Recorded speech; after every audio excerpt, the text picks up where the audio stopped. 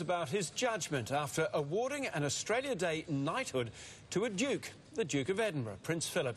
It has members even of his own side once again shaking their heads. Here's Adam Todd. The calendar says January 26, but today it sure felt like April the 1st. He gave one to Prince Philip. You're kidding. What a joke. Okay, you're kidding.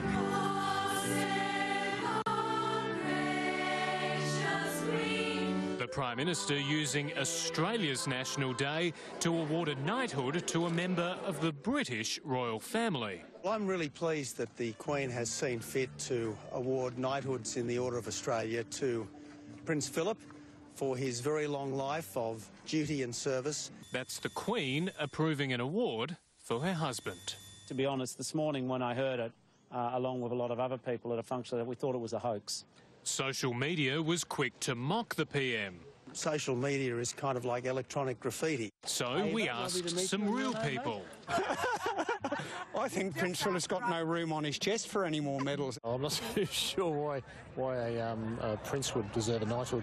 Tony Abbott has long been a fan. To Your Royal Highness, Prince Philip, may I say that you have brought humanity and irreverence to what might otherwise be a stuffy institution. But others haven't been so keen on a man notorious for his racist gaffes. He once asked a group of Aboriginals if they still threw spears at each other. And in China, he warned a group of British students they would become slitty-eyed if they stayed too long. He has been the consort to our Australia, the Queen of Australia, for so long. He's stood beside her. He's never been paid. The decision is particularly puzzling from a Prime Minister trying to overcome the perception he's out of touch and too right-wing. He says this was yet another captain's pick, and he did not consult with his colleagues. Some Liberals have broken ranks to criticise the decision. Former PM John Howard issued a simple no comment. Lost in the furore, the other knighthood was awarded to former Defence Force Chief Angus Houston. No doubt a far more popular choice. Adam Todd, 10 Eyewitness News. We now have two new knights, former Defence Chief Angus Houston and Prince Philip, the Duke of Edinburgh. But awarding the nation's highest honour to the Queen's 93-year-old husband hasn't impressed on social media, with many believing it was a joke. Opposition leader Bill Shorten described the knighthood for an English royal on Australia Day as a decision made in a time warp.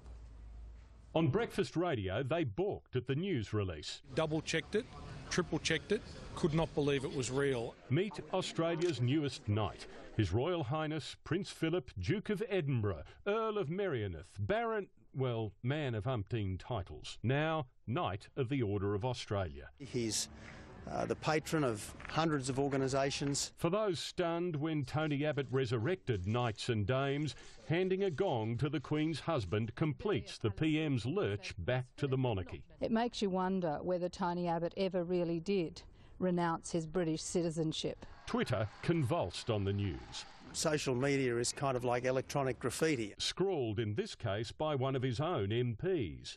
I mean, who's next? Prince Frederick of Denmark?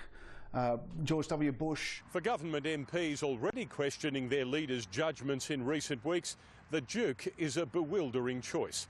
Not least, it looks to have added thrust to the opposition leader's new call for a republic.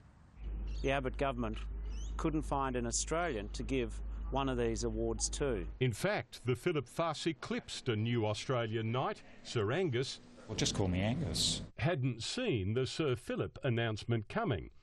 Well, I was surprised, yes, but I was surprised about me too. Nor had monarchists. It's a nice, gracious act of recognition. But the 93-year-old Duke of Edinburgh Awards founder is controversy-prone. He once asked an Aboriginal leader in Cairns, "Do you still throw spears at each other?" and wouldn't hold a koala because he might catch some ghastly disease. This is infantile. People pull one another's legs all the time, and the Duke does that. The Duke might have wondered whether Tony Abbott was doing it when he first heard of his Aussie knighthood. Tim Lester, 7 News. Here's Milligan with that report. Some of the most senior members of the Abbott government are tonight questioning the Prime Minister's judgment over his personal decision to award Prince Philip an Australian knighthood. The Duke of Edinburgh was one of 2 men to be granted a knighthood as part of the Australia Day honours list. The other was former Defence Force Chief Angus Houston. Last year, the Prime Minister announced he was reintroducing knights and dames, saying the titles would be reserved for pre-eminent Australians, which leaves many wondering why Prince Philip was one of the first selected. Connor Duffy reports.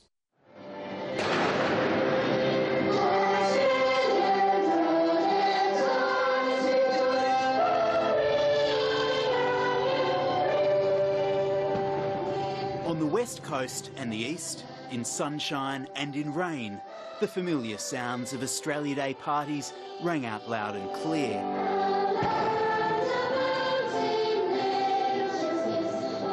But away from the ute musters and beach parties, someone else a long way away was celebrating too. The Queen's husband, Prince Philip, was awarded an Australian knighthood by the Prime Minister. I'm just really pleased that in his 90s, towards the end of a life of service and duty, we in this country are able to properly acknowledge what he's done for us. Prince Philip is 93 and his supporters point to his military service in World War II guarding Australian troops and the establishment of the Duke of Edinburgh Awards. I think it's about time that we recognise a man who, even at the age of 93, is obviously not going to retire, will receive no superannuation, no golden handshake, has never been paid for the service he gives to the country and the Commonwealth. Prince Philip receives an annual expenditure allowance of $685,000 from the UK government. He's also famous for gaffes, including this question on a visit to Cairns in 2002. He caused something of furore when he asked a group of Aboriginal dancers if they still threw their spears at each other. Look, it's just totally inappropriate. You know, he's not part of our community. The values that he has, the position he occupies is full of prejudice, it's full of hierarchy, it's full of the hereditary system. I mean, these are the sorts of things we got rid of in Australia. Even some of the Prime Minister's strongest supporters were scathing, using Twitter to call it an embarrassment that would wreck the Australia Day honours. Social media is kind of like electronic graffiti, and I think that in the media you'd make a big mistake to pay too much attention to social media. I mean, it's Australia Day, we're not a bunch of tossers, let's get it right. But the digital criticism soon entered the real world in the form of Mr Abbott's LNP colleague and NT Chief Minister Adam Giles.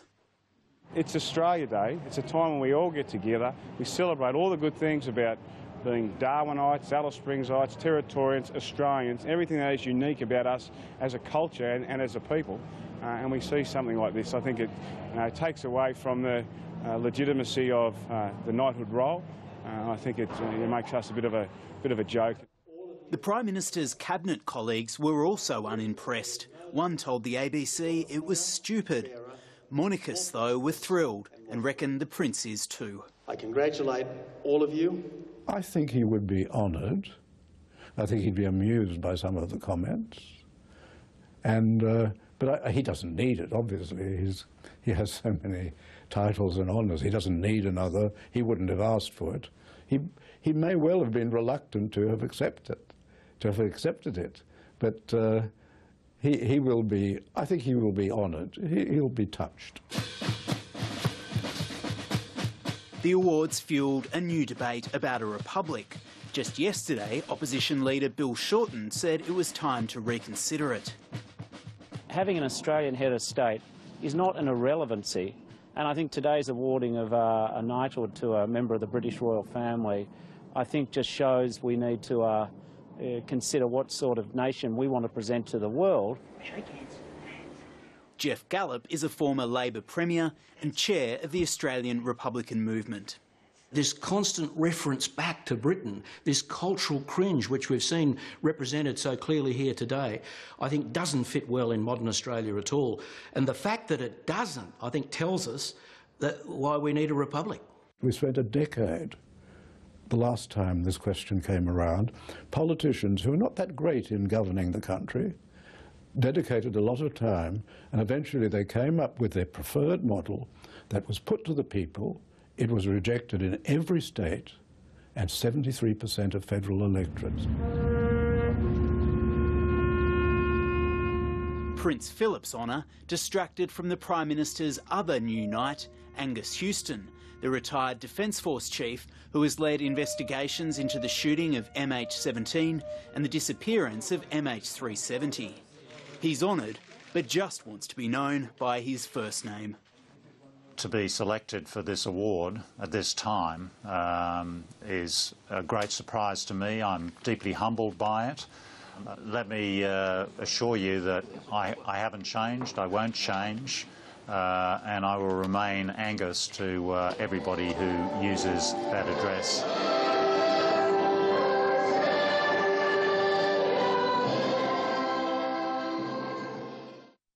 One of the crazier decisions in Australian political history, our Prime Minister has just given a knighthood to the husband of the Queen. Plenty of eyebrows raised last year when, out of the blue, Tony Abbott brought back dames and knights. But giving Prince Philip a knighthood today sparked open disdain, with joke knighthood trending nationally. Prince Philip's already a Knight of the Order of the Garter. As in, you've got to be kidding me. Next year will be the big one. Tony Abbott will make the Queen a dame. Social media is kind of like electronic graffiti, and you wouldn't report what's sprayed up on the walls of buildings. If this does not galvanise the Republican movement, I don't know what will. Philip, you've got an Australian knighthood. How exciting. Why so snarky? The Duke of Ed extension program established by Prince Philip has helped countless high schoolers develop skills and serve the community. The Duke of Edinburgh scheme is arguably one of the best youth development schemes in the world. It's a gracious act on the part of Australia, a recognition of a man who has done so much and been with us for so long. But can we recognise Philip's achievements without adding to his titles? He's already His Royal Highness the Prince Philip, Duke of Edinburgh, Earl of Merioneth and Baron Greenwich, Knight of the Garter, Knight of the Thistle, Order of Merit, Knight Grand Cross of the Order of the British Empire, Companion of the Order of Australia, Companion of the Queen's Service Order, Privy Councillor. Plus, there's that whole thing about the guy being, well, let's say out of touch. During a famous visit to Australia, Prince Philip said to an Aboriginal leader, "Do you still throw spears at each other?" So, in giving Philip a knighthood, have we just handed one outdated relic to another? Well, Project Royal watcher Jules Schiller has been following the story for us. Jules, I'm not sure whether you knew that was your title, but it is. Where do you stand on the Prince's knighthood? Thank you for the title, Carrie. I will cherish it. And I just have to say, every morning, like most Australians, I wake up extremely anxious that Prince Philip's extraordinary service to this country hasn't been realised. Tonight, I sleep soundly. I mean, why not honour him on our National Day? People are forgetting that Prince Philip has visited this country several times. He's also the longest-serving English male monarch, and look, it's a triumph that he hasn't been taken down by syphilis and inbreeding. Prince Philip is also patron of 800 things. I'm not sure what a patron does, but I'm sure it needs reward. And my question to you is, guys, have we gone far enough? There's actually an island in Vanuatu, and this is no joke, that reveres Prince Philip as a divine being. It's called the Prince Philip movement.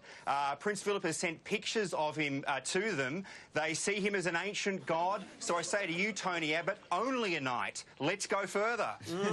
Well, at least they got the ancient bit right, Jules, which is a very good start. Do you think that the Prime Minister's kind of handed a bit of a gift to his critics here? Well, yes, I do. I mean, Tony Abbott's an expert in giving things to people who clearly don't need them. I mean, he cut the mining tax. Oh, political there. I know Pricey might want to get in on that. But look, you know, Tony Abbott, he needs votes amongst the younger demographic and women, so he gives an award to a 93-year-old sexist. Here's a guy who needs to reach out to the multicultural community. The only racist thing Prince Philip hasn't done is appear blackface on Hey Hey It's Saturday. Tony Abbott, I think the only worst thing he could have done was give this knighthood to Prince Andrew. Well, better let you go, Jules. Price has been shaking his head this whole time. I think he's about to fire up, so we'll chat to you again soon. Go Pricey. Thanks, guys. I seriously think that Tony Abbott might have lost the plot. I sat down to write a column today to support him from all that debate last week about leadership challenges and people undermining his leadership. But to do that is just ridiculous. As you say, it's just given his critics an absolute free kick. I've actually done some research to try and work out why, in his mind, he would think this was a good idea. The only thing that I can dig out is that Prince Philip served in the Royal Navy in the Second World War protecting Australian troops travelling between Perth and the Middle East. That's all I could find. And Prince Charles was made a knight by Malcolm Fraser in 1981. Nothing else can I find. I don't want to overstate it, but I wouldn't be surprised if this is the beginning of the end for Tony Abbott in his leadership. What are they saying in the party? Well, I mean, surely today they'd be like scratching their heads. Because some backbenchers have already come out publicly, and I reckon there'd be a lot that isn't being said publicly that is pretty serious at the moment. When Abbott took over the leadership, like, we were worried that his gaffes in front of, when he's speaking at press conferences was going to cost him. But this is stuff that is planned behind doors and he can control and contrive it. It just doesn't make sense. Pulling a pin out of a hand grenade and blowing yourself up. I just don't get it. Well, Greens leader Christine. It wouldn't be Australia Day without a lively debate, and a decision by the Prime Minister has delivered a corker. Tony Abbott has sparked outrage by awarding a knighthood to the Duke of Edinburgh. Rarely, if ever, has an Australia Day award been treated with such disdain and ridicule. Knighting Prince Philip, at first dismissed as a joke, but monarchist Tony Abbott's captain's pick. Prince Philip has been a great servant of Australia. The decision, the fact he couldn't find another worthy Australian, has again brought into question the judgment of a Prime Minister under attack within the coalition for being out of touch. I'm just really pleased we in this country are able to properly acknowledge what he's done. It shocked members of his own government and a Conservative Chief Minister. It's Australia Day, we're not a bunch of tossers, let's get it right. I don't think it should go to Prince Philip or any member of a foreign royal family. I think, who's next? Prince Frederick of Denmark. Others struggling to justify it. Is it an embarrassing decision that we've opted for a Brit? Enjoy today. If anything, it's probably given the Republican movement a kick along. Our membership's soaring as usual whenever Mr Abbott makes these terrible mistakes. Some people might call it a joke, I call it a tragedy. Fellow Knight Angus Houston. I have no difficulty with his recognition. I was surprised, yes, but I was surprised about me too. In recent days, Tony Abbott's had what he calls candid conversations with MPs about backbench disquiet. He might wish he'd talked to them about this before making his captain's call. Lane Calcutt, 9 News. Let's go now to the Nine Network's political editor, Laurie Oakes. Laurie, is the Prime Minister out of touch? Well, Pete, just about all the coalition politicians I've spoken to today certainly think that. Mr Abbott was mocked uphill and down dale when he reintroduced knights and dames back in March, but he doesn't seem to learn. If the Prime Minister was a TV show, you'd say he's jumped the shark with this decision. Many Liberals who weren't already despairing about his judgment are despairing now. Asking the Queen for permission to give her hubby a gong is indulgent at the very least, an indication that he doesn't understand modern Australia. At worst, in the words of a coalition insider, it's holding a big finger up to Australians and saying, I don't care what you think. Not only do his colleagues see this as evidence that the PM's out of touch, one MP said even monarchists in his electorate were scratching their heads. A minister told me Mr Abbott seems to have a death wish. Other comments from inside the coalition included, he's nuts, this is just stupid, and it's hard to bugger up Australia Day, but he's done his best. It's worth remembering, by the way, that Mr Abbott's announcement in March said that knighthoods and damehoods would go to preeminent Australians, Australians of extraordinary achievement and merit. Whatever else Prince Philip might be, he's not an Aussie, Pete. All right, Laurie, thank you.